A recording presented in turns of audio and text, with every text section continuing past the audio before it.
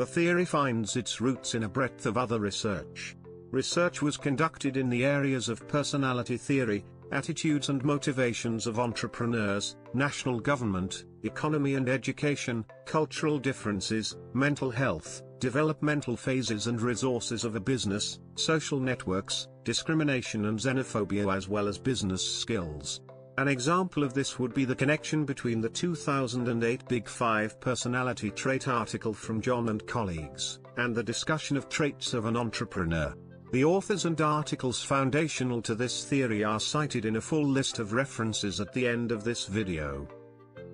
Tenets, arguments, and assumptions. Before diving into the extensiveness of the theory and comparison to other theories, let's go over the arguments and assumptions first. Everything in our model is affected by history and the present systems that have been left behind.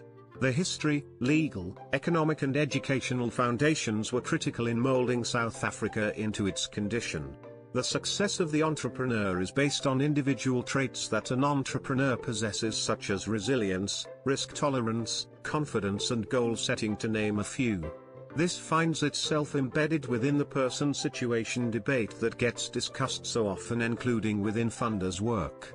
Are the entrepreneurial traits inherent, or are they shaped within a person by context and learning?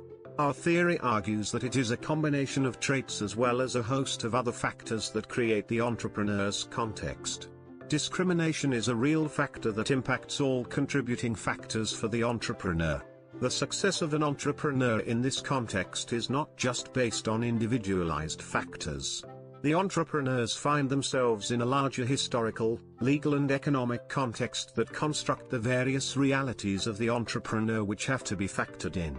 No factor works in isolation, all are connected. One assumption is that major factors are both at an individual as well as at an interpersonal and communal level. There are internal and external factors that ultimately determine the outcomes of the entrepreneur.